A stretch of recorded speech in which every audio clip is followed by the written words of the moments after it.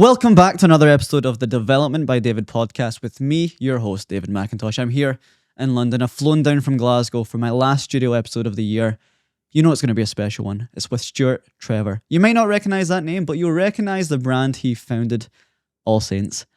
He's been on a multi-million-pound journey from Dundee to partnering with people like The Who and many other famous brands. You want to find out this story? Well, tune in for a fascinating almost 2 hours full of character, jokes, laughter, and more. And don't forget to subscribe, hit like on YouTube, and share this with a friend. It's Christmas after all. Share it with a friend. That would be your Christmas gift to me. But for now, my superstar guest, Stuart Trevor. Stuart Trevor, the maverick, the creative, the saint, the founder of AllSaints. Welcome to the show. Cheers. What does fashion mean to you? I don't know. I get asked a lot, why are you so obsessed with fashion? And I don't know. As a young kid, I come from a very humble background. We didn't have any fashion. It didn't exist in the way that it does now. We had to create that, but it was a very creative period, like, the late 70s, early 80s. People used to create their own style, but there were a load of British subcultures back then that came out of nowhere. Teddy Boys, probably it started with, and there was the mods and the rockers, and then there was the skinheads, and there was the punks and the glam rockers, and the funny thing is that it was all within a 10-year period. And, now my son said to me as a joke, "Oh, Dad, do you know who my favorite designer is?" I said, "Go on." He goes, "Sports Direct." And I was like, this is how bad it is. It's like, all these fast fashion brands and huge corporations have taken the creativity away from, our kids, and it's Britain more than any other nation in the world that has created or produced the most creative kids that end up in all the best Italian or French or American fashion houses, designers or whatever, and all those subcultures. Majority of them came from British people, fashion. So yeah, it's and people say to me, "Why are you so obsessed with fashion? You're not even gay." And I would laugh and go, if you consider what you wear, if someone turns up wearing a really cool pair of jeans, really cool pair of Doc Martens or Converse, a white t-shirt and a really nice varsity jacket, they walk in the room, you're like, "Wow, that guy's cool," or whatever, and if you just turn up in a grey hoodie and a pair of track pants and flip-flops, no one's going to look at you. You're not going to get the job, are you? Has fashion lost its meaning in society? I think if I think about the people that I surround myself with, people that claim to be expressive, they actually are, by definition, in uniform. They wear the same type of brand with the same logo printed in 46 font in the back. And I feel like during those subcultural eras, like you said, you were a deviation from an expectation. That's what made you fashionable. But now what fashion is seems to be uniform. I feel like it's lost its meaning in society. Well, that's why we're trying to change it slightly we believe, and we're doing a range next year with the future is in the past. Because I believe that, for me anyway, all my inspiration comes from vintage finds or, historical period. And I think, when we were kids or whatever, we all, people had favorites. They had your favorite jumper, your favorite pair of jeans, your favorite leather jacket. You probably only had one, but if you might have one that you would go, kicking a football around or but you would have one that you would wear when you were going somewhere. You wanted to look really cool. Now people don't really have favorites, do they? There's just so much on offer, and we're all brainwashed by billion-dollar corporations on our phone looking, if you get on a train or the tube or a bus now, nobody's reading a paper or reading a book. Very few people. They're all on their phone, and every second post that you read on Instagram or Facebook or wherever you're on, or on your phone, is an advert for something that you don't need. And you can finance it in ways that you couldn't before. There's no level of perceived effort. There's no psychological friction between you and purchasing your next favorite item, because of say ASOS, for example, or Boohoo, where you can get a nice t-shirt for 10 quid and you can finance it and pay it in 30 days. There's no, again, psychological friction between you and that next best find. Yeah. I heard yesterday someone was telling me that in Germany, if you sell to Germany, everybody buys everything on Klarna. So, they pay it in dribs and drabs. So you have to offer that if you want to sell to Germany, but your whole business is reliant on a and then it also that's that whole thing with the online business where people buy several things and return half of them, and it's a nightmare. It's such a can you imagine? I can't imagine going through life purchasing things that I know I'm going to return. I just can't be bothered. You wouldn't do that with anything else. You wouldn't do that with a relationship. No, I find it really, imagine going to a restaurant and ordering what you want and it arrives and go, oh no, I've changed my mind. I'll have the steak, not the fish and chips. And can I pay for it in 30 days? And can I pay you in a month? It's just madness. And you know what? I think the problem is, we were talking about this yesterday as well, that, the sale period, everything going on sale. Why do they do that? Why, when I ran AllSaints, we used to just put the things in the sale that we couldn't sell. So extra larges and extra smalls, and size 5 shoes and size 12 or 15, 14, 15, shoes and colors that hadn't sold. And they were the only things. People used to come in and pick up the leather jacket going, oh, I've been waiting for the sale. I can't believe it. Why is it not reduced? And we're like, well, why would we reduce our bestseller? We can't get enough of them. We should be putting the price up, not the price down. A friend of mine and a friend of the show, a guy called Rory Sutherland, the behavioural economist and behavioural scientist and the admin at Ogilvy, says price is a feeling. And I think the more you ascribe a higher price to something, the more you treasure it as an item. It's not a throwaway good. It's something that you will look after, you'll treat well, you'll wear to special occasions. But if you discount it for a Black Friday, you're going to wear it to put the bins out. Everyone's the same. I remember a massive name drop here. When I was a kid, it was about the early days of AllSaints. I ended up living with Matt Goss, the singer that was from Bros, and on the New Kings Road. And I was there for about a year, and he used to drive me insane about, can I get this and can I get that? And, oh, I love this thing. And I would make him pay for things. If I ever gave him anything, I would find it in a hump and in a heap on the floor in his bedroom. But if he'd paid for it, it would be on a hanger with a protective cover over it. And I realized then that if anybody famous wants to buy anything from me, I want them to either pay me something or, there needs to be a reciprocal sort of thing so they feel like they bought it. This week's episode is sponsored by Conatum Coffee. My good friend Reiss McEwen, Cage Warriors fighter, has sent me this hard-hitting, high-strength coffee to fuel this shit. I'm down in London today. I need something to keep me laser-focused, to fuel my purpose, my passion, this podcast, and this is the coffee brand to do it. I love supporting local-based businesses, and I love supporting athletes like Reiss. Fighting in Cage Warriors, he's having this before a fight. Many coffee lovers are not satisfied by the strength of instant coffee at home. Grab yourself a Conatum. Based out of Glasgow, support local entrepreneurship. Their brand is simple: produce great coffee to support great ambition. Visit conatumbrand.com to order your coffee today and experience the difference. Fuel your hard work. I think that whole thing of getting, discounting and sales and all this, it's an ever decreasing spiral and all that. And that's why we've ended up, with fast fashion. We're now scraping the bottom of the barrel, aren't we? It's people I know that work in fast fashion. I launched with Stuart Trevor, my new brand. I've launched a t-shirt with "fuck fast fashion" on it. And I had friends from the fast fashion industry come to a party that we had, an event at my store, my showroom. And we do like events and invite people to come and go shopping there. And they bought one in every color. And I thought you were going to kill me for that. You work in the fast fashion industry. And they're like, mate, we hate it. When I met you, I was working in designer fashion, loving it. And now the market has kind of like forced us ever lower. And we're now scraping the bottom of the barrel doing, jeans for 10, 20 quid or whatever. And I hate it. No one gets up in the morning and goes, oh, I can't wait to go to Primark and buy a pair of jeans for a tenner or whatever.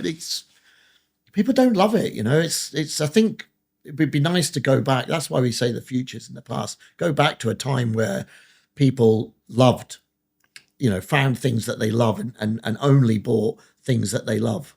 I love that. The future is in the past. To go into your past, tell me what it was like to grow up in Dundee into a Mormon family. So I was born in Dundee, and I lived there until I was 11. When my mother married my stepfather, we moved to South London, which is why I have no real Scottish accent. By the end of the episode, you will. Yeah, probably talking with you. Yeah, this is what happens and all that. We used to laugh when we were kids and we'd get the Barton bus up to Dundee or whatever. And the minute you crossed the border, it was, I can I'll hear pen a cake.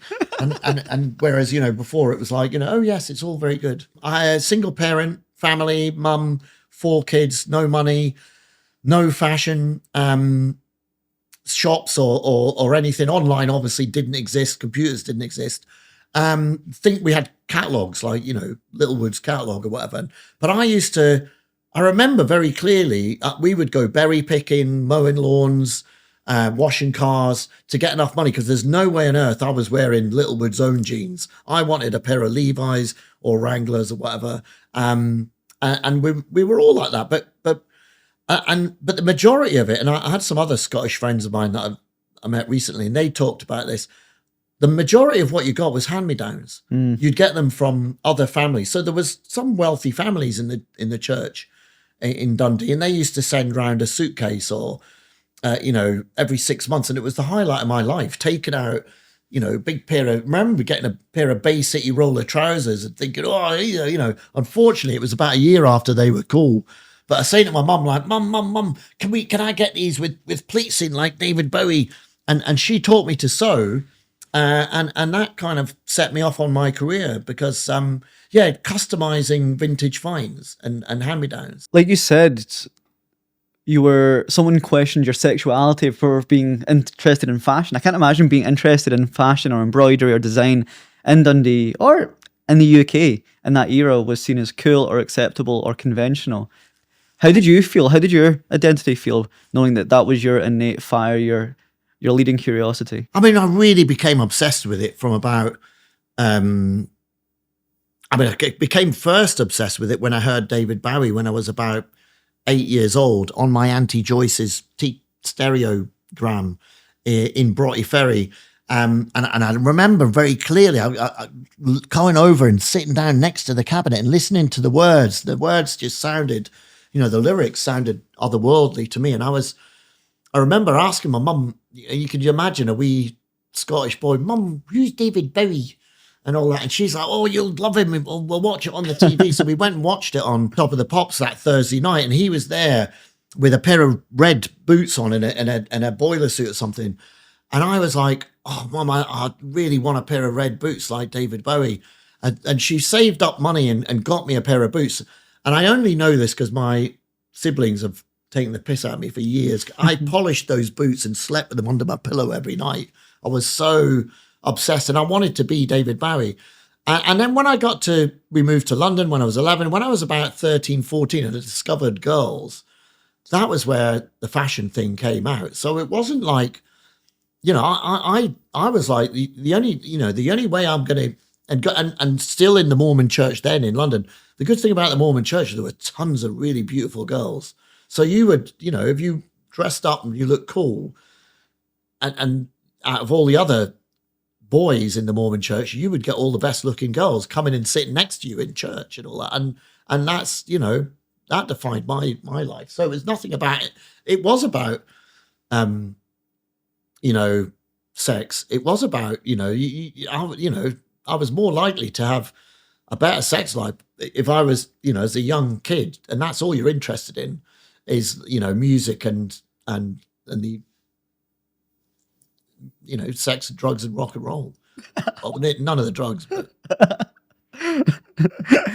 What do you think that signaled to these girls that you could dress well or dress differently? I remember, I'm still friends with a lot of these girls, and they just say, like, they remember, and they obviously now we speak, some of them have moved to the USA and live in Salt Lake City and things like that, and some of them are still very active members of the Mormon church and that, but they all say, like, they always knew, and now, years with hindsight and years, they're like, I always knew you were going to be a designer or whatever. You were always, to them, when I turned up, they were like, what's he wearing now?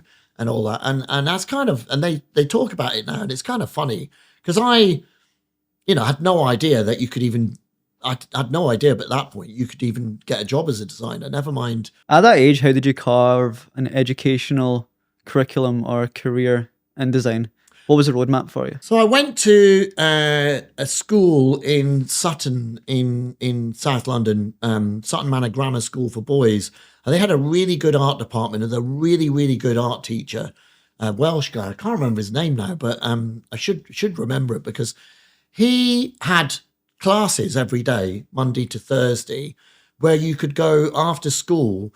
There was a print club, there was a knife drawing class, there was like an oil painting class, and there was, and we would do, and there was also a really brilliant art, craft design and technology department. So that's like woodwork, metalwork, plastic work. And that teacher was really, really good. And they could see there was this kid obsessed with anything creative, and they would give me free rein and special attention and allow me to use whatever material. I was printing all the school brochures, the flyers for, the Easter party or the Christmas party or anything. And I would stay behind at school until 8 o'clock every single day in the art club or in the craft design club or whatever. So yeah, it was good. And so when I came to leave school after doing O-levels, GCSEs, or whatever, the careers officer, the only thing they could suggest was architecture. And they said, you've got to do really well at maths and physics and art, because you've got to get a degree, you've got to get A-levels in them, and you've got to go on and do a degree in architecture, because that they couldn't think of anything else. So I applied to do that. But yeah, I had no idea how I managed to. I used to pay someone by customizing sweatshirts. I used to pay a kid next to me to copy his homework, his maths and physics homework every day. But I think with my ADHD, I didn't know I had it, but I think I had a photographic memory. So when I wrote it down, it just all sunk in. And then when I came to do O-levels, I've got A's in everything. But then when I went to college, God, the first day was a nightmare, because I sat in the A-level maths and A-level physics. I thought, my life is over. I don't understand a word of what they're talking about. There's no way I can do it. That was an eye opener. And then a funny thing happened that morning. So I'd left home. I'd gone to live with my sister in Corby in Northamptonshire. She was a hairdresser. On the first week that I left home, and the reason I left home as well is, I was 15 years old now, drinking and chatting up girls. An adult. Yeah, almost an adult. And I was a young adult. And the only things I was interested in was sex and rock and roll. And the Mormon church is no alcohol, no premarital sex. You have to get married before you can even, take one of these, girls and have fun or whatever. Did rock and roll become your religion? Yeah, 100%. Yeah, that's a good one. That's a t-shirt. Or in rock and roll is my religion. So I left home. I got my nose pierced, bleached my hair blonde. I'd grown it long and left the back of it dark brown like David Sylvian from Japan. And I spent the summer in Corby looking after my sister's kid and her mates' kids, and they were all kind of punks. And I nicked a burgundy crazy colour. And the morning that I had to go to college, I woke up in the morning, I looked at my roots were really long, and I thought, oh God, I can't go to college like this. So I thought, I'll dye my hair burgundy. This was like 6 a.m. By 7 a.m, I thought I better wash it out. It was bright fuchsia pink, and I was like panicking. Because I had to hitchhike from Corby to Kettering, where the college was. It was a Tresham College in Kettering.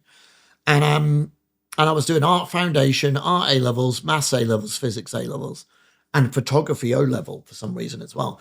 And I thought, there's no way no one's going to pick up this lunatic with bright fuchsia hair. And I went, I had no money whatsoever. I went to hitchhike, and I put my thumb out, and 2 cars pulled like handbrake turn into the lay-by. And one was a Golf and one was a Beetle. And I remember going, I'll get in the Beetle. I've never been in a Beetle. So I said to the Golf, like, sorry, mate, I'm going to get in that. He got out of the car and said, come on, will you get in it. And the Beetle got out. They're arguing with each other over who's going to take this weirdo. And I got in the car and I said, why did you stop the car from in? They went, you look like a rock god, mate. We're not going to, no way we're going to leave you standing by the road. We want to know all about you. So I told them I was going to college. Anyway, I'll go to college. Art fine. I'm very nervous. I'm 15, 16 years old, and bright pink, cropped leather biker jacket on, boiler suit, studded belt, biker boots. Had a bit of makeup on. At that point in when I was a little kid, it was the 80s, remember? So, kids would wear a bit of makeup and things like that. I remember going to the college. Were you like Kiss? Like no, Paul Stanley? No, only like a little bit like David Sylvian from Japan. Oh, yeah. Or Adaman, or it was kind of funny when I look at the pictures now. I remember actually one of the guys who became a really good pal of mine.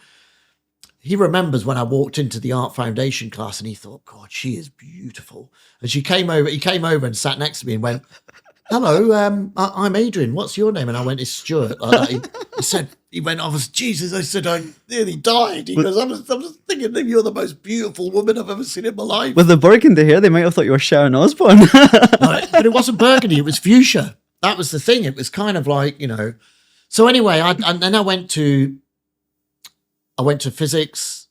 I just sat there and thought, I've got no idea what they're talking about. My life's over.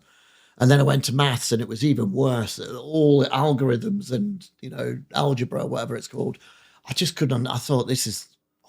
So I went to lunch and I just sat at the table thinking, what am I going to do?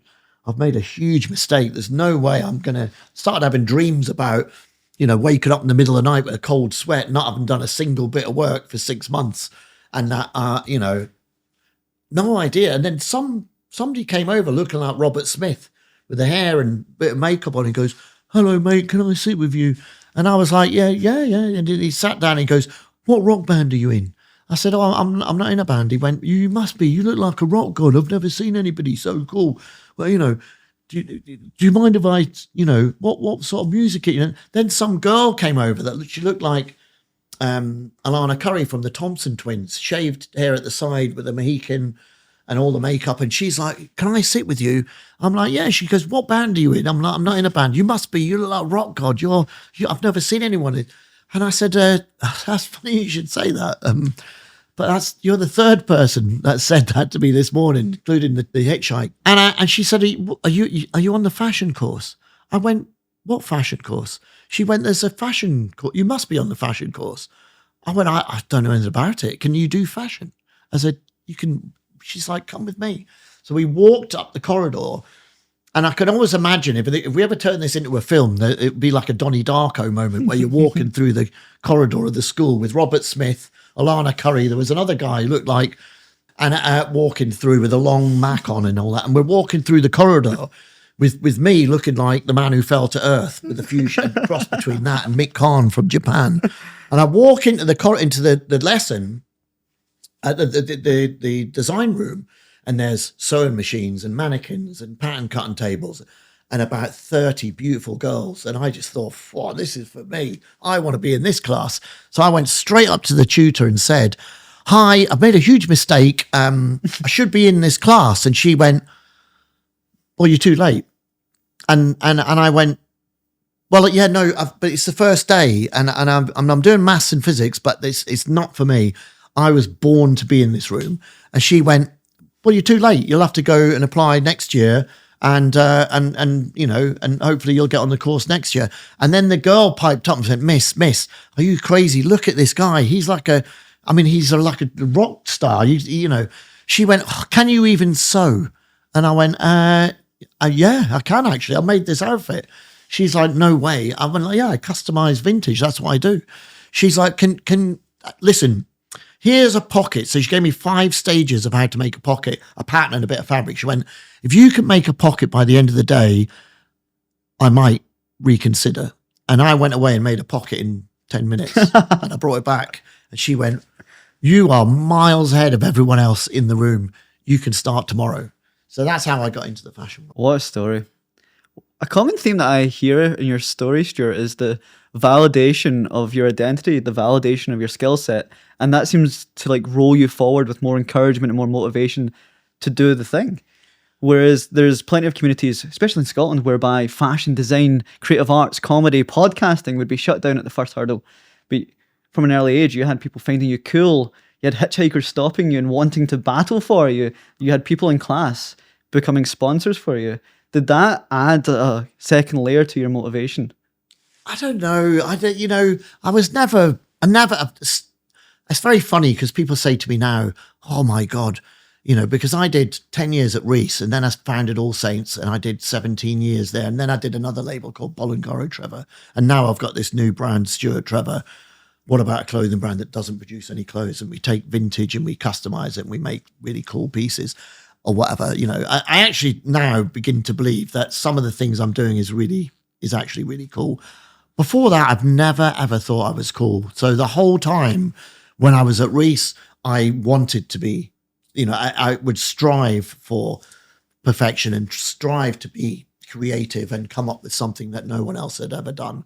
So you're, that young age or whatever, I never thought I was a kid. I was, Well, let's talk about that. Your gateway into Reiss was through a Smirnoff competition. It was, yeah. Tell me about that. So I ended up, after that college course in Kettering in Northamptonshire, doing A-level fashion. I learned how, I did a masterclass tailoring course in the evening as well, City and Guilds with a Royal Huntsman tailor. So I learned how to create, the perfect tailoring as well, putting the shoulder pads in, the basting and all this sort of stuff. And I made beautiful outfits. They were really, when I look back on them now, I'd made a navy tonic mohair suit, and I'd made a shirt by putting black lace over a blue fabric, and it was quite innovative for a young kid or whatever. 16, when I look back at it now, yeah, 16 years old. So I thought if I go to Nottingham, I'll meet Paul Smith, maybe have a chance to meet him,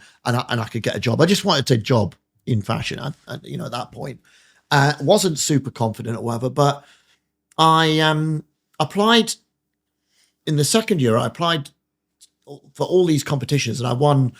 I was a finalist in the Paul Smith Mont Blanc competition. I won the Student Menswear Design Award with a team of kids that I'd led, and I won a Smirnoff Fashion Awards, and it was at the Royal Albert Hall, and it was presented by Vivienne Westwood, and it was televised, and David Reiss saw it on TV and rang up the college every day, but I when I was doing the Paul Smith Mont Blanc competition, Paul Smith, I'd done 2 suits that were really cool. I'd turned them inside out, and put the seams from a lining of a suit on the outside, and I'd done another one with the sort of flat pocket and the 2 strips that come from a Levi trucker jacket. I'd put that onto a suit, and Paul Smith loved it, and he offered me an internship over the summer.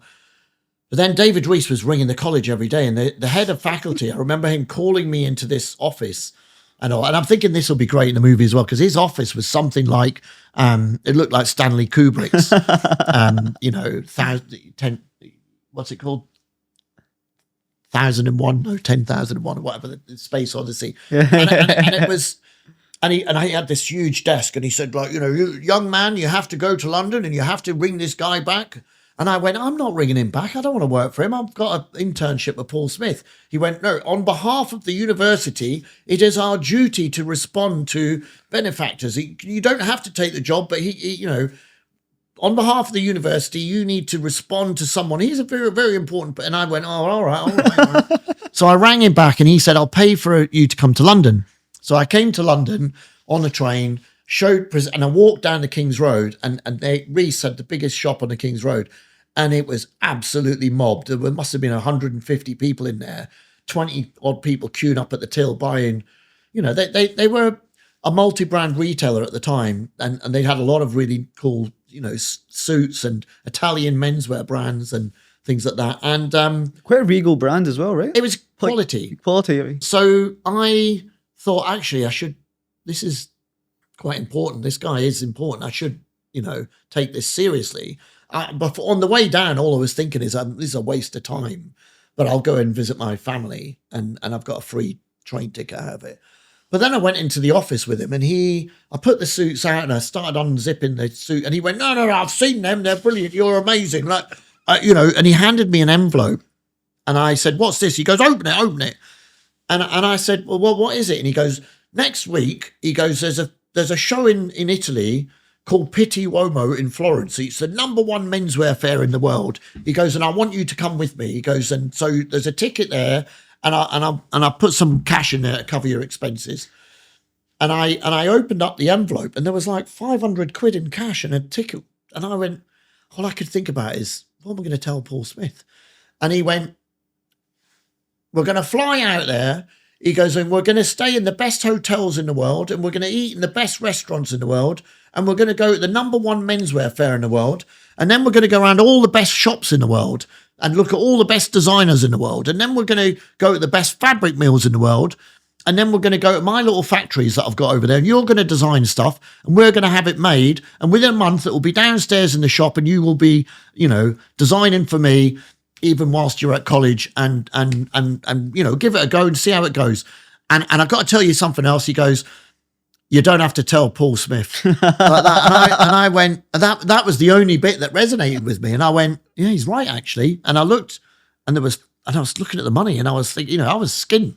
So there was £50 notes. I don't think I'd ever seen a £50 note. I'm like, and a ticket. And I thought, oh, fuck it, I'll go. And I came down next week, got on the plane with him, and we went to Florence. And on the plane, he said to me, I'm just a young kid in university. I was in the second year by that point. And he said, what's the big look for next year? And I was like, it was like one of those moments in a film where everything feels like, the pan of focus sort of thing, because I was like, they don't teach you anything like that at college. And I just thought, very quickly, I'll describe one of the external tutors that used to come in. He used to have trousers with little zips in.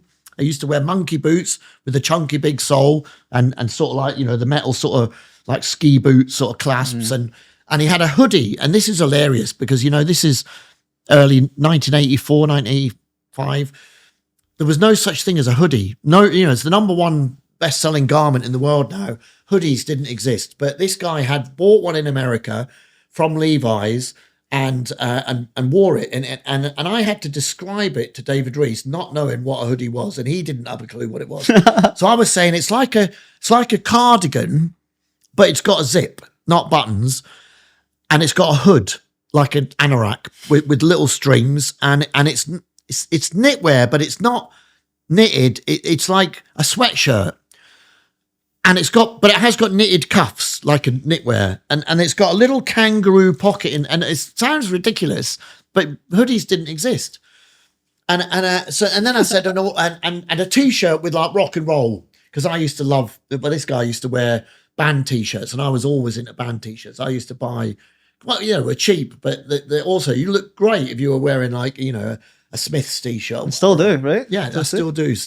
Part of what we do now is sort of inspired by that, with the David Bowie or John Lennon or whatever, and I talked about, baseball cap with a number on it. I realize now that it was a New York Yankees, NY, but I didn't at the time. I said a baseball hat with a number on it, and a Mac with a collar, shirt collar, and a little tab and patch pockets or whatever, I remember thinking, anyway, we landed and we got a limousine to the airport to the hotel in Florence and on the Ponte Vecchio. And I'm in a courtyard, and David goes, I'm just going to drop my bags upstairs. We'll go around the shops. I remember wandering around the courtyard thinking, well, at least I got a trip to Italy out of it. This guy's going to work me out. I am clueless. I don't know what I'm talking about. But at least I got a trip to Italy out of it. I'll just see. He'll probably send me home tomorrow, but at least I got a trip to Italy out of it. And we came down the stairs, and we wandered round to the shops, and in all the shops get all the latest designer collection in well ahead of time, and you'll never guess what. It was all hoodies, Macs, what they call monkey boots, trousers with zips in, baseball caps with numbers on it. It's like, he's amazing. He's buying all this, buying samples, and And I'm like, you don't need to buy them. I can do it. And he went, no, we're going to get them. We'll get it. Because obviously in his mind, he thought, well, maybe he'll go to Paul Smith. So he was, we were buying. So I'm now wandering around 18, 19 years old with designer bags. And I went into a shop and I tried on this red Gaultier jacket. And Gaultier was the number one designer in the world back then. He dressed all the rock bands. There was ABC. The guy had the jacket with all the sort of pearlescent studs on the sleeves. And this jacket was but it was in bright red, double-breasted, skin tight there, big shoulders. It was what all the rock stars were saying. It was a beautiful jacket. It was about 700 quid. And it was lined with a silk print with black skeletons on it, red silk. And I remember just thinking it's the most beautiful thing in the world. And he kept asking me, why do you love that jacket so much? And I just said, it's just beautiful. Never seen anything like it before. And he went, but bright red, who's going to wear that? I went, you joking? This is like a showstopper, mate. This is absolutely beautiful. Anyway, we went back to the hotel and I'm thinking, this is great. He's happy, seems all right. He seems content. And we got up to his room. He's got a suite with a big, huge patio overlooking the Duomo. And he's ringing. He said, send me a bottle of champagne. No, 2 bottles and all them little nibbles and all that, And he said, I'll just be 2 minutes. I'm just going to ring the office. And he rang the office. He goes, this boy's a genius. He got it all right. You wouldn't believe it. He's unbelievable. He predicted all the top looks. He's absolutely brilliant, this kid. We're going to have a party. Like, you put the phone down. Champagne turns up. He's just going, right. I want you to come with me around the show tomorrow, and then you're fucking brave. You're a brilliant kid. You're a superstar, and all that. And I was just kind of blown away because I thought, this is easy, isn't it? All you got to do is, describe someone that you think looks cool, and then they think you're a genius. I thought this is actually quite a good job. What do you think he saw in you besides the ability to predict the fashionable future? Because if you think about the same situation, if that happened in architecture, you'd have to explain yourself with textbook knowledge. But all this knowledge was just your innate passion. Well, that's what fashion's about. It's about, design is about an innate sense of style or, and it's just... Can it be taught? I don't know. I know that people that bought... I know that even the people that bought AllSaints from me, but the people that bought Stuart Trevor from me have come back to me after 10 years and said, we'd really love you to come back because we didn't realize it, but we have tried designer after designer and no one has got what you've got. There's something that you've got because there's a magic. It's not just being able, of course I can teach kids where to look and what to do. And I do that now or whatever. I have interns that come in, but I can only, they can only go away and then, and unless they've got it themselves, it is a talent. I think that with AI, like everyone wants to write with AI, but no one wants to read it. And if AI can replicate design, everyone's going to want to design with AI, but no one's going to want to fucking wear it. No, people they're already using it to, replicate, collections, big brands, the big corporate brands are using it to work out what the best seller is and then do a new version of it and all this sort of stuff. But, that's fine for huge corporate crap that's just churned out, by the thousands or whatever. That's not going to come up with something. We're always going to need, proper designers that because human beings are a very weird, complicated thing. How do we know what's going to be the next big thing? We don't. We just, someone needs to do what I do, which is not look at anybody else, just serendipity, wander into an old flea market, find something that inspires you and go away and put that down. Have the balls to do something that no one else has ever done. And then hopefully people love it. And that's what's happened to me a lot of my life, is that I've just gone off and done my own thing.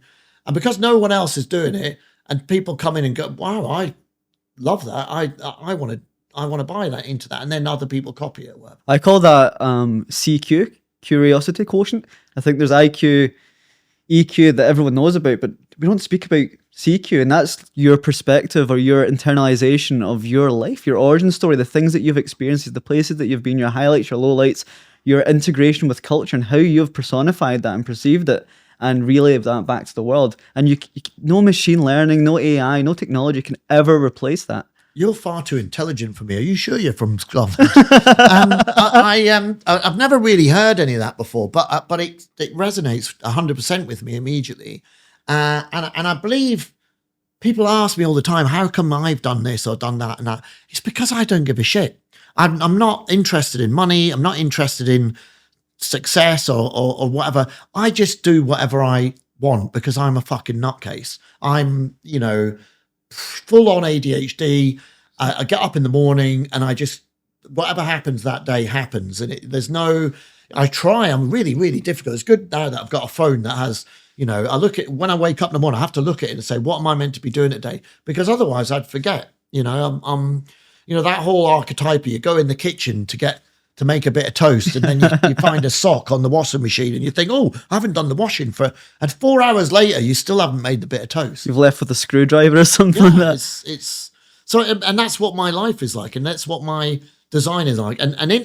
From that comes authenticity. And that's what has made my period at Reiss and then AllSaints and Bollingham and what I'm doing now. I believe that's why it's worked, is because I'm not just doing it to try and make money. I'm doing it because I don't know what else to do. I love seeing like the reframing of that term imposter syndrome that gets thrown around, because I think imposter syndrome's a gift. It's a gift. It's a reminder. It's a little notification, like a little iPhone notification inside of you saying you're doing the right thing. You're being authentic. It's a reminder that you're putting something into the world that doesn't already exist. But people have created this warped perception of imposter syndrome, like it's something to treat with like a treatment or a prescription but I think it's a beautiful thing. It should be called imposter superpower, not to sound a bit wanky around the term. But at 19 years old, being promoted to the head of design and buying, you must have had that feeling, or you should have had that feeling. I never realized I had ADHD until about 5 years ago. My daughter asked her school to get some mental health help. And I took her to CAMS, which is like, children's and adolescents mental health services. Health, whatever, yeah, that's it. We showed the form, and I looked at the form, and I just went, "This is fucking garbage." Every single question is like absolutely 100% all of the time, and it's questions like, "Do you find it's difficult to concentrate on anything that you're not interested in?" Absolutely 100% all of the time. And I said, anybody could get diagnosed with ADHD. You just have to tick the right-hand side all the way down. And they laughed. And they went, mate, you've definitely got it, because why would anybody want to be described as ADHD? I went, well, they're not. They're kind of like, so I realized that. So ADHD is a superpower. And as a kid, when I started with David, he would try and bring in people to above me, and within a week, I didn't give a fuck. So I was just doing whatever I wanted to do, and it would soon become apparent that they didn't have any sort of superpower, and they would end up getting the sack after about a month or whatever. And it was David was stuck with me again. So he tried to get other people to come in and control me, but there is no controlling someone with ADHD. You just have to. That's like saying, Stanley Kubrick or whatever. I'm not comparing myself to Stanley Kubrick, but in the film world, you need to leave someone like Stanley Kubrick just to do it. You're not going to control what he's doing. And the more that you allow somebody just to get on with it and do their own thing, the better the result. And if you try and force them to go down the route that you want to go, they're more than likely going to go the other route. And that's how creativity happens. Normal people get normal results. Unconventional people get unconventional results. Yeah. What unconventional results did you get at Reiss? Where did your career end up there? Well, I completely created the whole concept of the brand as a young kid. He's a very stylish guy, David Reiss. He had the best fabric knowledge, and he knew all the best fabric mills in the world. And we used to fly to Italy on a Monday morning, jump in a car and shoot up to Biella, and we would go to the number one fabric mill in the world and look at beautiful cloths. And I discovered that they all have dead stock fabric. So I would be saying, like, well, what have you got? Because I loved that idea of finding other people's waste and turning into, gold nuggets or whatever. So they would give me a list of all the fabric that they had that left over that, from Armani or from, Donna Karan or Ralph. And they'd have all this stuff and I could get it for a tenth of the price. And they would give me a list and there'd be like, 10,000 meters and we'd get it for £1 a meter instead of £10 a meter. David was like, yeah, go on then. And I said, listen, I want to do a 4-button single-breasted suit with a waistcoat and trousers. Where do you know? Where do you know a factory that can make that? They'd be like, yeah, we know, we know one in the southern Italy. And then they would give me, and back in those days, of course, you never had sat-navs. So you'd get the map out and you'd look for somewhere down in Ancona. And I'd say to David, right, come on, we're going there. And he would be like, well, we'll go there. And I'm like, let's go there now. We've got 10,000 meters of stuff. We can get these suits made into, and get them in like, in a week's time. So he got in the car and drove for 5 hours all the way down to Ancona. We stepped out of the car, went in the factory, found the perfect model, put it into work. And then within 2 weeks, these were in the shop. And I remember David at the time thinking, well, I'll allow this kid to do it with these small, 100 meters of velvet, black velvet, and 100 meters of silver, but, and we'll do small quantities or make, 50, and they would come in the shop and they would sell out in an hour. And he was like, Jesus Christ, this kid's a genius. Let's get, and then he would tell all the people in the manager in the shop that he'd designed it. And they were all laughing, going, oh yeah, another one of your winners, David. And it's kind of funny, but yeah, he after all of that, he just gave me an open book somebody came to see us from America that had some shirts made in really beautiful heavy silk, and they told me they were made in Hong Kong. And after they left, I said, David, we're going to Hong Kong, and he went, why? And I said, because I want to make those shirts. I'll find the factory where they made them. And we'll get them in the shop and we'll get them at a tenth of the price. And we bought them from this guy, but they were like 50 quid. They had to retail at 150. This was 20 odd years ago. Actually, it's more than that. Isn't it? God, I'm so old. It's about 35 years ago or something. Wow. So we went to Hong Kong, put together collections. And I said to David, let's show these collections at Paris Fashion Week. And he went, well, don't be stupid. Only real designers show that. I'm like, oh, David, I am a real designer.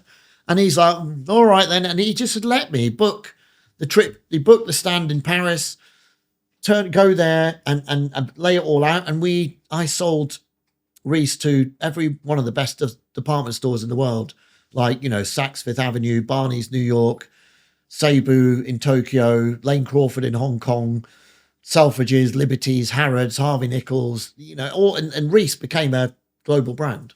So, and that was all out of me just saying, no, David, this is what we're doing. And he just allowed me to do it. And it, I don't know why. And I look back on it now.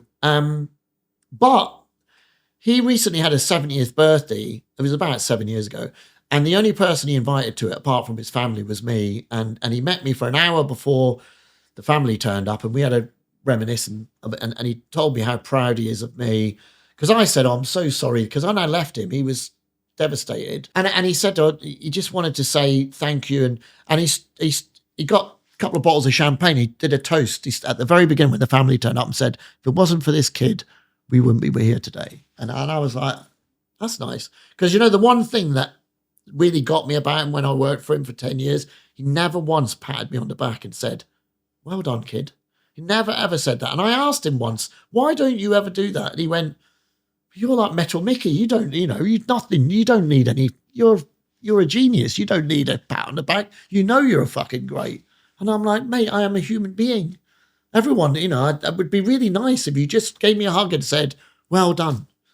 And he never, ever did that. But, maybe towards the end, but it was very, very rare. And he used to run that business with fear. Like he was petrified that I was going to get offered a huge role by another company or whatever. And and I used to turn them all down because I loved working with him. And I also knew somehow that I was going to do my own thing. Given that you had the Midas touch, but not the validation from the big man Reiss, Why would you be encouraged to do your own thing whereby you wouldn't ever have someone patting you on the back saying, you're doing all right? Why would you go off and be independent in that case? I don't know. The opportunity, I remember thinking, like, when I'd started, Reiss was insolvent. When I left, it was a £50 million company. And I thought, God, if I can do this for him, surely I should try and do this for myself. I was offered roles with some huge, brands, and I turned them down because I thought I want to do it for myself. I just thought, but I didn't want it to be my own name, because in the beginning it was in partnership with a manufacturing company, and I only owned 50%. So if it ever went wrong, I didn't want anyone to own my name. So I made up a name, a pseudonym for me, because my initials are ST, like Simon Templar, who is a James Bond type character that Roger Moore played before he went on to play James Bond. And he had this beautiful vintage car that was a Volvo P1800. And when I was 20, I bought it in Arizona, drove it to LA, and shipped it back to London. And I used to drive around London in this car. And it's everyone used to go, oh, it's the Saint, it's the Saint. And there's a theme tune that goes, do-do-do-do-do. And people used to go, do-do-do-do-do, it's the Saint. And so I came up with the name All Saints because I'd been hanging out at Notting Hill Carnival on All Saints Road, and I'd had a few drinks, and I remember looking up at the sign going, All Saints. And I had a little Comme des Garçons notebook, and I'd written the Saint, Mr. Saint, Mr. T, SGT. SGT. My middle name's Gardner, so I thought Sergeant would be a good one. And I showed it to all the buyers from Harvey Nichols and Selfridges and all the best independents. And they all, and I did little, ticks and the little, the 5 bar and all that. And All Saints, by far, it was like when you're in jail and you're counting the days. And I was counting the days in jail at Reiss until I could leave. And All Saints was by far. And I thought, if someone asks you, where's your jacket from? And you say, oh, it's the Saint. If it's All Saints, it flows off the tongue. So I registered the name, and that's where it comes from. Yeah. How did you develop the brand identity, what it stood for, and the type of people that would be attracted to it? A lot of people don't know this, but most designers are inspired by historical garments, vintage, and films, and rock stars and bands, and they generally find vintage military pieces or vintage, gold nuggets or whatever, and they take them to factories and fabric mills, and they replicate them. And I did that with the first collection. I took like a field jacket, a flak jacket, a bomber jacket, a Mac, a Cagoule, combat pants, and I made them all in nylon, and I made them all in moleskin, and I had them all, and I made knitwear out of like mohair, a bit like the Sex Pistols wore, designed by Vivienne Westwood in the late 70s, and I did really cool t-shirts, band t-shirt, and I laid it all up, and I put it all on a wall during Paris Fashion Week, and I nailed it on. I didn't have any money, so I just had a nail, a hanger with the outfit, with the mohair jumper underneath, combat pants, and I launched it, and every one of the best retail stores in the world came by and just went, this is cool as anything, and they bought it. And it was just all the things that I'd ever wanted to do, and David, maybe it just had a bit more of a rock and roll edge to it than what David Reiss wanted. So he used to allow me to do most things I wanted, and a lot of what they still do now is what I created for Reiss. But Reiss was more like a suit company that had a bit of fashion. All Saints was more about me and rock and roll and bands and what I really wanted to do. And there was no limitations. I had nobody to tell me what to do. And I think that's the reason, when you ask me, why did I go away? With ADHD, it's very difficult to be told what to do and all that. You automatically rebel against what you're being told. So I just thought, you've got to give it a go, haven't you? And I just thought, what have you got to lose? How fast and far did All Saints grow? We went from I think the very first season we sold about 2 million, and it was mainly into retail stores, department stores and that. And then I opened, but you always end up with stock. And so I opened the first ever retail store. And that was a huge success. And so then I opened another one, and that was a huge success. And then I got offered a third store, and I thought, I'll go for it. And we went from like 2 million to 4 million to 6 million to 8 million. I mean, it took years for it to grow. And we added women's wear a couple of years down the line, and but it was all organic. When I didn't borrow any money, we had an overdraft with the bank, and we couldn't get enough. And for a young kid from Dundee, with completely and you can imagine we were having parties, launch parties in the shop, and a Christmas party and an Easter party and a Wimbledon. We would have events and invite people to come to events in the store to build up a customer, a client base and a community of people that loved what we were doing. And so I was having a time of my life, and it was we built it into like. So all of a sudden, out of nowhere, we were doing 15 million turnover. I started out with, I would order like 100 of a leather jacket, and then I was ordering 500. Then I was ordering 5,000. It all became a bit kind of like, Jesus Christ, what if they don't sell? Was it ever about the money? No.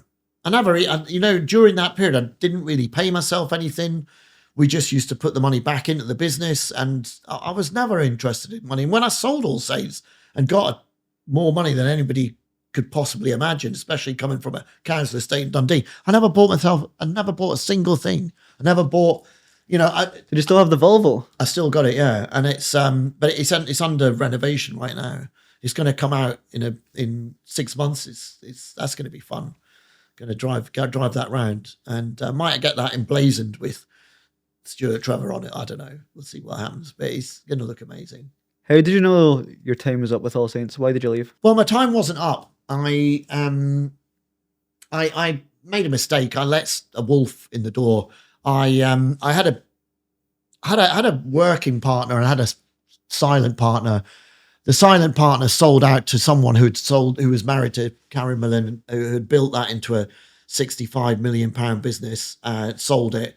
And I thought, God, that's the dream, isn't it? To build a business like that and sell it, or even if you could, get the money in and carry on working there or whatever, that would be the goal. So I kind of opened the door and let this guy in. But once he was in the door, he wanted rid of the day-to-day, my ex-partner, who was the day-to-day, he ran the day-to-day running of the stores and the staff and things like that. But he'd made some weird decisions. This was where AllSaints were doing, we had 15 stores, each of them doing about £1 million a year. He put in a no intercompany sex policy, intercompany relationship policy. So we ended up with managers from Manchester, Birmingham, Glasgow, the area manager, the window dresser. They were all on suspended on full pay. And the store's takings were going down. And I'm like, what are you doing? He's like, well, we're not. I'm like, we've got these beautiful kids that we've got this community of all the coolest kids from each city in Britain. Of course, they're all going to be having it off. And, that's what we want. I'd rather they were fucking each other than someone from Ted Baker. Do you know what I mean? I just couldn't fathom. So I decided to get the guy in. But I thought I want somebody that gets it more, and I let him in the door, and unfortunately, the minute he had majority share, he made my life a nightmare. So for about a year, he wanted to shift all of the production to China. So I used to make about 40% in the UK with British fabrics and little factories in the UK, and I'd made about 20% in Portugal, 20% in India, all the leathers. That's the best place that you could get the leather, and that you could get it at that magic price, retail for £300. I knew that if I did a £300 biker jacket, we could take over the world, because that's everybody, nobody knew that the biker jacket was going to be as the go-to item. But I just remember watching a video with Elton John and I think it was a Guess That's Why They Call It the Blues. And the girl's in love with a teddy boy who gets drafted off into the army. And she ends up going out with the biker. And the biker turns up with a biker jacket in Greece. you know, the movie came out and the biker jacket, and I'm just like, bikers are so cool. You don't even need a motorbike. So we invented this. I invented this biker jacket. It turned up. I washed it in a washing machine, hung it up to dry, came in on the Monday and put it on, and it was creased and worn, and everyone was like, wow, that is amazing, and all that. And everybody fell in love with this. He wanted to move it all to China, and I was like, no, mate, I'm not having any of that. This is, you know, you give it all to China, they'll end up with a monopoly. They'll just, you know, tell us whatever price that the starts off being cheap, but they can then set the price, and all the manufacturing in Italy and the UK will close down, and we can't go back. And that's exactly what happened. But because he had majority share, I didn't have a say in it. So in the end, I was batting my head against a brick wall, and I just thought, do you know what? I've never really paid myself anything. He offered me a huge amount of money. I just thought, do you know what? I'll just do it again. So I left, and then he went on to put. I also put a £20 million loan on the table and said, sign that, you know. And I was like, well, what are we going to spend it on? It's none of your business. Just fucking sign it. I'm like, mate, I'm unless I know exactly what we're going to do with it. And I knew that he was linked to Iceland, the Icelandic bank, and a couple of years later, the crash happened, and it turned out that they had no money. It was all bullshit. They'd borrowed 198 million quid to make AllSaints look like it was. And he wanted to open these 10,000 square foot shops. I was like, we're not Zara, we're not H&M. I don't want to do that. I want really cool boutique type stores, and he just wanted something different than me. So I thought, you know, I liked having a nice, easygoing, fun life. I don't like arguing with people every day. Quite risk averse. Well, yeah, and also I didn't want to. Why would I sign this £20 million loan when they don't know what they're going to do with it? I believe, even though the company would have borrowed it, it is risky. And in the end, the company was on the verge of bankruptcy because they spent all that money, and they got bailed out by a huge VC who came in and took on the debt and paid a load of money. And you know, virtually they managed to turn it around. So the brand still exists. I guess to compare it to a relationship, your last kiss with AllSaints was your payout. How does it feel, or what is your relationship like with AllSaints now? When you see it in Spitalfields, for example, if you're visiting Glasgow and you see the store, do you have a toxic relationship with the brand, or is it very much a healthy? I mean, it's like, you know, it's a bit like it's you know, you can you imagine going through life feeling, you know, I'm very proud of what I did, and it opens lots of doors. I am the founder. If it wasn't for me, the 3,000 people that are employed in that business, the whole thing wouldn't exist.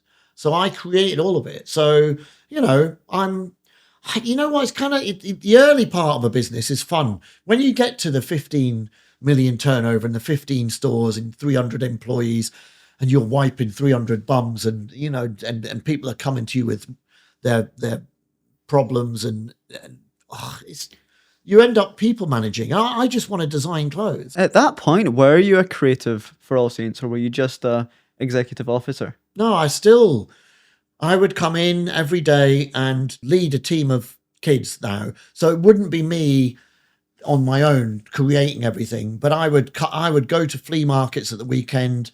I'd fly to Paris and spend a day around Clignancourt and pulling out really beautiful vintage military piece or whatever, and or vintage knitwear, and come back and just hand the knitwear to the knitwear designer, and the jackets to the jacket designer, and t-shirt. I used to go, you know, crate digging through record shops and find vintage album covers and give it to the print designer and say, let's do something like that. Or old like photographs of military personnel, and I'd say, right, put like a dog's head on that military person and put it on a t-shirt, or do things like, you know, we found an old thing that had a chopper on it, and put a chopper on the t-shirt and spray paint the last chopper on it, like instead of the Last Supper or whatever, you know, just stupid things like that. And or I used to get old Sex Pistols book and play around with that, and so I was always in charge of everything creative. Yeah. Tell me about the day you received your hypothetical big check. I'm thinking about like when lottery winners win the lottery have this big huge check. Were you elated, or did you feel a bit, I guess, deflated in that moment? No, I'd fucked off to the Maldives. I went to the Maldives for a month, and And I love diving. And so I was diving every day.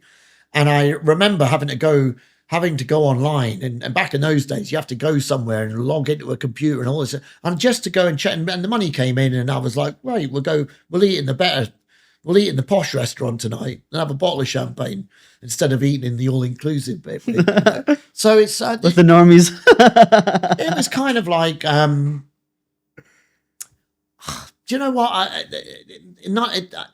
It sounds really stupid, isn't it? I should have been like, way or whatever, but it wasn't. It was just kind of like, oh, well, that's at one chapter, one door closes, another opens. And, now I've got to work out what I'm going to do because I've no longer got an income. So, it doesn't actually, it's like money doesn't make you happy. And it didn't make me happy. It made me more worried than I'd ever been about what am I going to do now?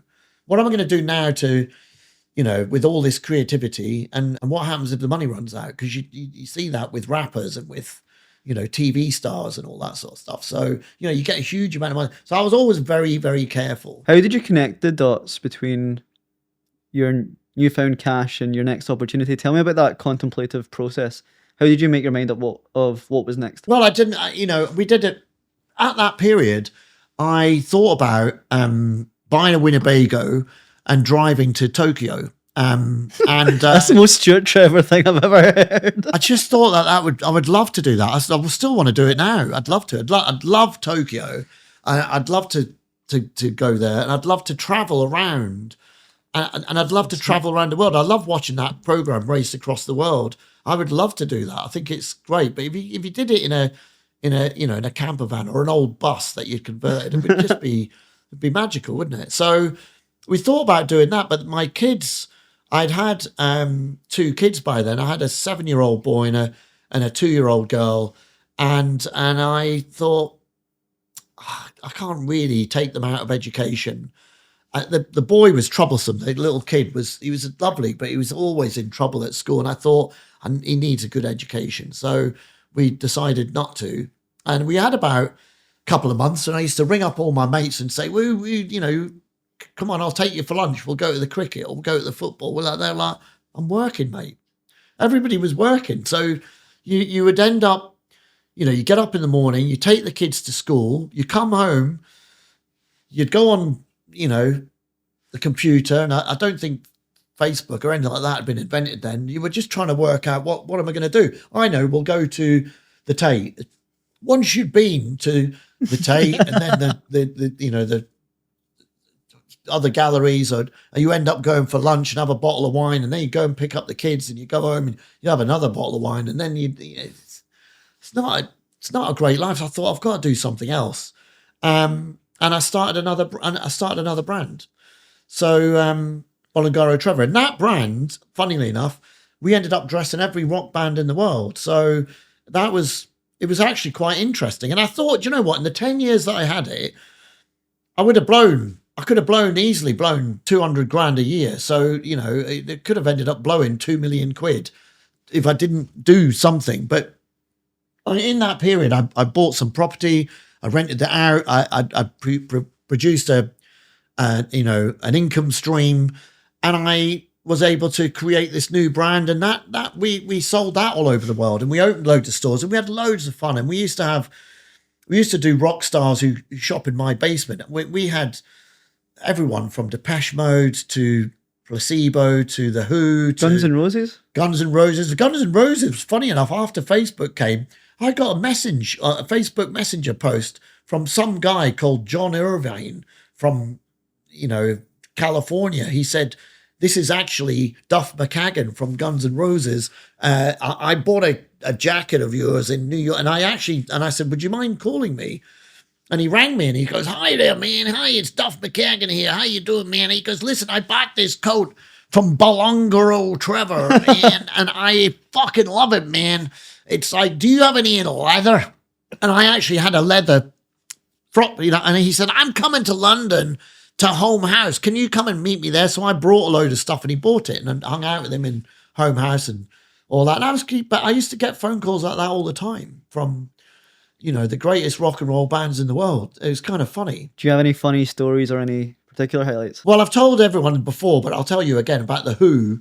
So, I dressed Kasabian for the front cover of NME. They wanted some white suits because they wanted to do a recreate Beggar's Banquet. And the stylist rang me and said, have you got any white suits?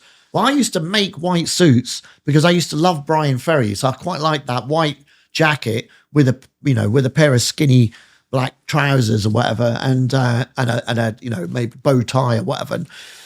But I'd made it from a fabric that you could pour red wine over and the wine would just flow off it. But nobody wanted them. And I had about 6, 7 of them in my basement where we used to do rock stars who go shopping in my basement. And Kasabian came and got these white suits and they did the front cover of NME and it was brilliant. They borrowed like a ram's head that I had and they put that on the table with like grapes and red wine, and he had a top hat and a cane. They borrowed all this stuff from me. And I get a phone call about a month later, and for some reason I just knew it was Roger Daltrey. He didn't tell me. It was a, hello mate, how are you? And I went, yeah. I said, yeah, I'm fine. What's up? He goes, it's Roger here. And I went, okay. And I was like, nice to hear from you, man. What's going on? He goes, yeah, Serge told me you are the coolest geezer in London, and I've got something big coming up, and I thought, oh, I've got your number, and yeah, can I come and see you? Because it's huge. I can't tell you what it is, MDMA and all that, and and I said, what is it? He goes, it's a Super Bowl. And all that. Seconds after telling me, I'm sworn to secrecy, I can't tell you what it is. It's a Super Bowl. And he came to see me at the Wallace collection, and I'd laid out all these suits. And he came wandering in, and he walked over and he just points at me and he goes, come on. And I went, no, here's, and he went, no. He goes, take your jacket off. He goes, I've heard you're the coolest geezer in fucking London. I want to look like you. And I had a black jacket with big, thick grey stripes on it and little zip teeth, and it was lined in the Union Jack. And it was a very cool jacket. And he is exactly the same size as me. So not very tall. He's got massive sort of barrel chest, but he's skinny. But he's got barrel because of the lungs, because he does huge of exercises for the singing and all that. But it fitted him perfectly. And then he puts it on and he starts going like this. And I'm going, look at him going, what are you doing? He looked at me and he goes, what do you think I'm doing? I said, I've got no idea. He goes, I'm swinging the mic. And of course, that's what he does, isn't it? He swings the mic, throws it up in the air, and then catches it and sings, talking about my generation. And so anyway, he goes to Miami. He comes out. The Super Bowl, halftime scores, all this huge light show. And it's, who are you? Who? And it's all of that. And he comes out and he does all that. And Pete Townsend is there. And the funniest thing is when he got back, he comes back and he rings me up. He goes, oh, can I come and see you? Well, we need something for the European tour. So he comes in, I'm like, yeah. And he says, oh, you'll never guess what. He goes, this was the highlight of my life. He said, I never put the jacket on until the last second. He goes, and Pete Townsend was there. He spent £12,000 on a cashmere blazer with a mink trim in Maxfield in Los Angeles. Is where all the rock gods buy their clothes from. And he was wandering around going, you're fucking jealous, ain't you, mate? Yeah, look at this. I'm looking a bit. And he said, and I went, yeah. Then he was, because they don't like each other. So there he was, he was deliberate. He thought he got one up on him, and Roger Daltrey took the jacket out and put it on. And Pete Townsend looked at him and he said, the Who, like that. And they had to go, and he went, you fucking cunt. I couldn't believe he was, you're allowed to say that word. You can bleep it.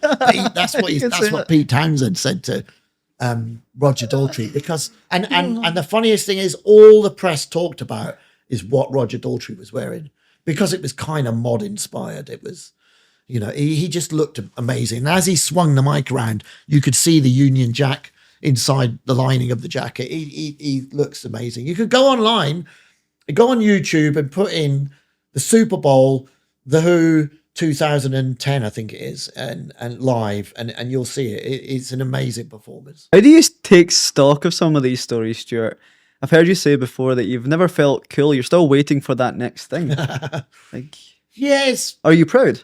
Yeah, of course, yeah. I mean, I'm very proud of that. I mean, I remember my ex-wife going, why are you so obsessed with that old man like that? And I'm like, it's the Who. What are you talking about? It doesn't really get much cooler than that, apart from Mick Jagger. And then I met Mick Jagger, and that was really funny. I met him at backstage at the Kings of Leon, and I'd been hanging out on the stage with them and him, and all the girls at next, my staff, the girls that work for me, they were invited because the Kings and Leon had come to the shop in Oxford Circus and fell in love with all the staff, and they insisted that they came.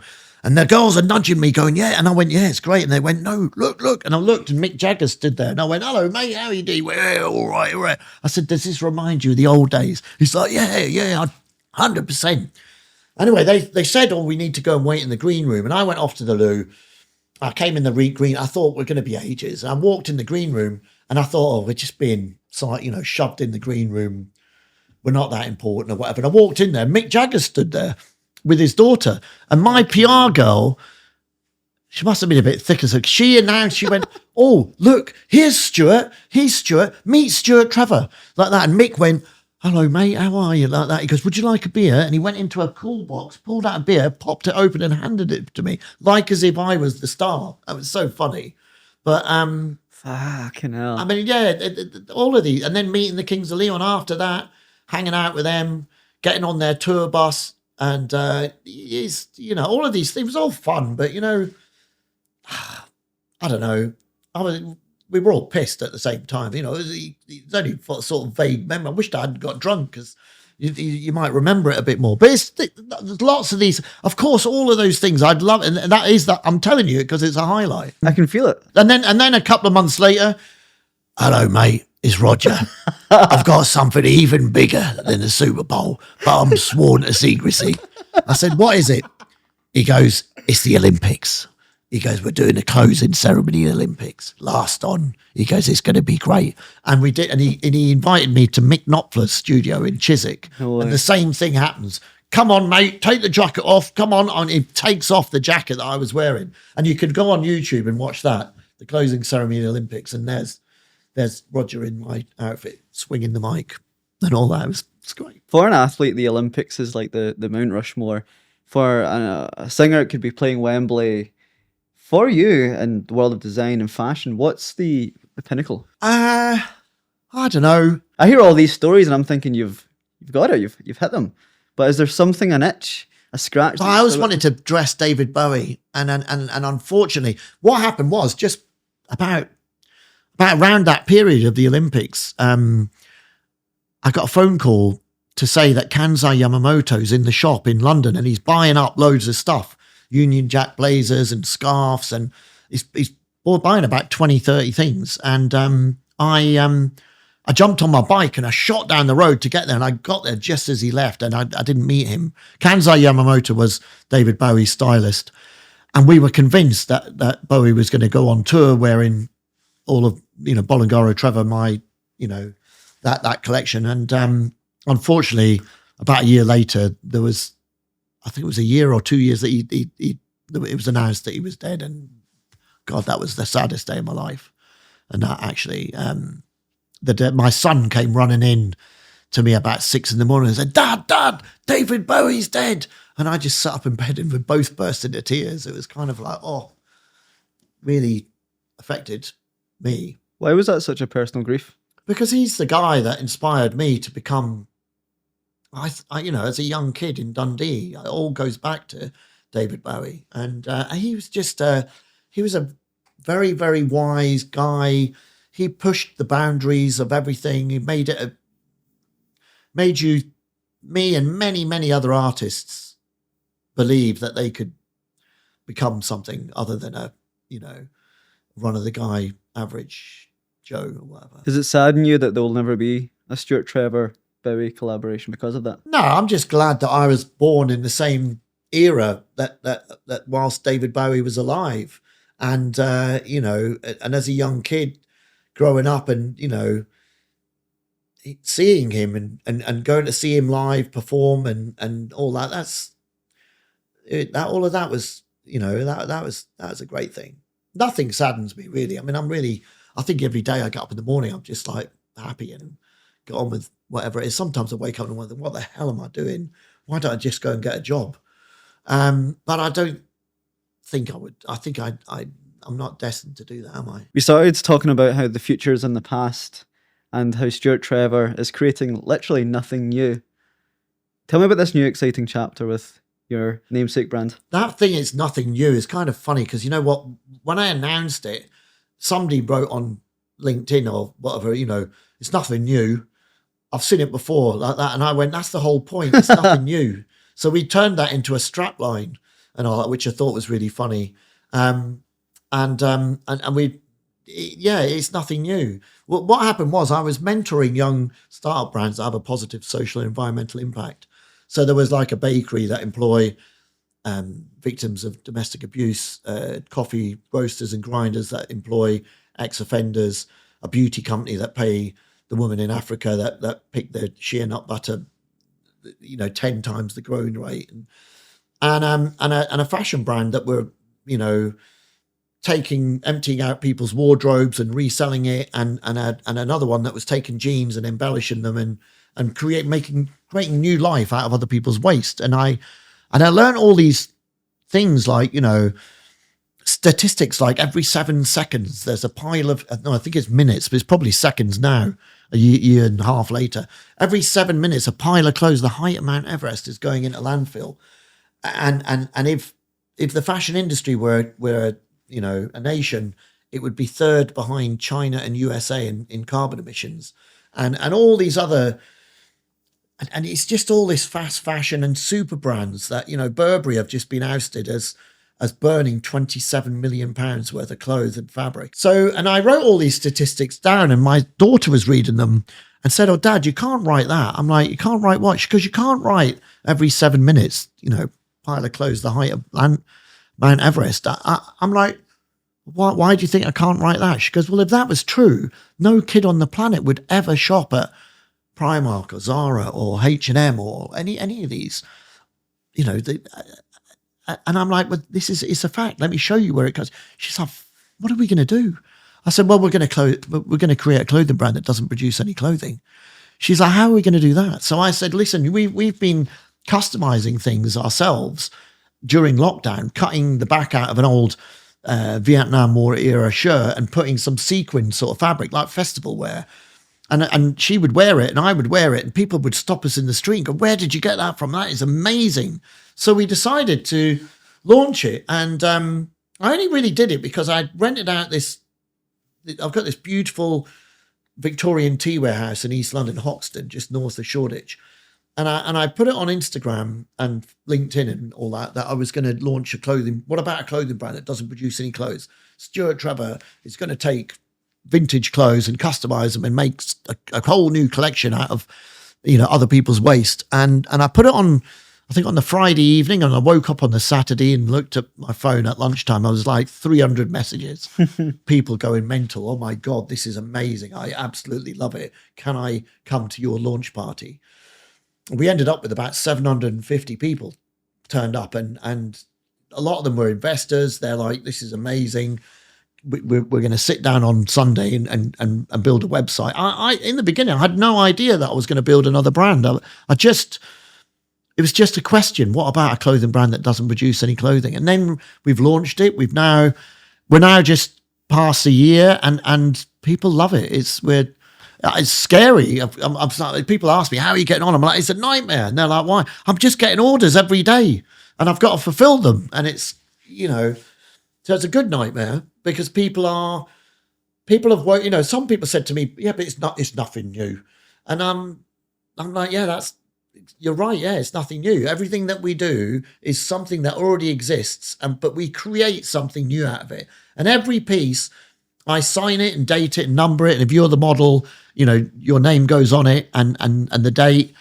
My daughter came up with that idea. If Malcolm McLaren and Vivienne Westwood had done that when they created punk, I mean, those garments, the original T-shirts, sell for £20,000. They'd be selling for 2 million if they were signed and numbered and dated. So, yeah, I mean, even if this doesn't go anywhere, if in 20 years' time, 30 years' time, and I'm gone, hopefully somebody will be selling these garments, Stuart Trevor originals, for loads of money. I don't know. Who knows? Is that how you want to be remembered, Stuart? Is that how the teenage designer with fuchsia hair trying to fit into an art class that you didn't realize could have been a later career for him? Is that how you want to be remembered? in the words of Prince, you sexy I want to be remembered as a sexy motherfucker. Yeah, I don't know. It's I don't know. You know what? I have a very nice life. I get lovely messages from people like you saying, "Would you like to come on my podcast?" or "Would you like to come to my awards ceremony?" and "Would you?" and all that. And people, it's very sweet. I'm humbled every time I get asked to do these sort of things, because I want to do it because I want to spread the name, and I've got and build the brand. I'm hoping that I'm going to be able to build the world's most sustainable brand, because no one else is doing it. We kind of close the circle, because we take or the triangle. We take vintage clothes and we upcycle them. We have brands that come to us now with loads of stock they don't know what to do with, and give it to us, and we then add to it. And we started off doing vintage T-shirts and overprinting on them, but we realised that everyone comes in, a lot of people come in and say, I'm not going to wear a T-shirt someone's been sweating in for 20 years. So we found the most sustainable way. It's a company that already produce millions of T-shirts. But, when Ed Sheeran goes on tour, he needs 100,000 T-shirts to sell merchandise. This company make all of that, but they make them from recycled cotton and organic GOTS certified cotton. It's the most, sustainable organic T-shirt that you can get, and the quality is unbelievable. So we print them up, and we're building something that no one else is doing. And there's a lot of dead stock fabric around. So we work with tiny little factories in the East End that are really talented tailors, and we're keeping them in work, and we pay them a good wage, and everyone's happy.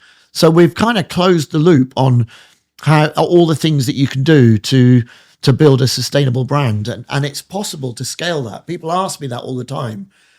They ask me, "Are you just doing it for fun because you're like what's rich and just get?" And I'm unfortunately I'm not that rich, because Stuart Trevor, we lost a lot of money, but unfortunately I bought some property and things like that, and I've done okay. But it's I couldn't say I could just never work again and everything would be fine or whatever, because I've got 3 kids as well, and I've got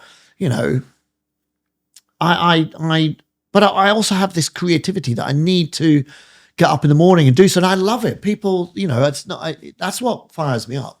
And I obviously talk too much, think too much, create every day. I'm coming up with something new, and it's nice to have an output. And it's nice. I love it when people come and say that they love it. And I think the worst thing is, if I ever designed anything and nobody wants it, that's really disheartening. For me, I'm very fortunate in my life that I have a very commercial brain as well as a very creative brain. So I know what people want, and my timing's quite good. I see this whole thing with this sustainability. People are like, a year ago, they all said, "You're insane. How are you ever going to do that?" Just so happens it was the most important word in the world over the last 18 months has been sustainability. So I'm on TV programs, Cannes Lion Festival of Creativity, the Royal Albert Hall, all over the world. People are giving me opportunities and a platform. The Sunday Times, the Times. It's just non-stop. So it's good. The timing was good. You used the term closing the loop. For me, this podcast has closed the loop for me. I grew up wearing AllSaints, and having the privilege to end this year, my final episode, I've travelled from Glasgow to London to be here, my last studio episode of the year. Closing it with you has been a tremendous honour, Stuart. Fantastic stories, fantastic brands, and I just must thank you for coming on the show, Stuart. Thank you so much for your time. Thank you so much. And if everybody could follow me on Instagram at Stuart Trevor Official, that would be great. Have a look on the website at stuarttrevor.com. And look into it and send us a hello. I always answer everybody's questions and say hello to people, because I want to inspire the next generation. And that, unfortunately, all the young kids, that's what they don't. There's a huge wave. There's also like a class divide at the moment of kids that will wear nothing but vintage or do their own upcycling, and they won't hang out with other kids that buy fast fashion or super brands. And hopefully this will carry on, because the world, we cannot carry on with all this huge amounts of people buying stuff they don't need and being brainwashed by social media into believing they don't have enough when they've got a wardrobe full of clothes. And the majority is made out of polyester that will sit in landfill for 1,000 years. We need to look to the past because the future is in the past.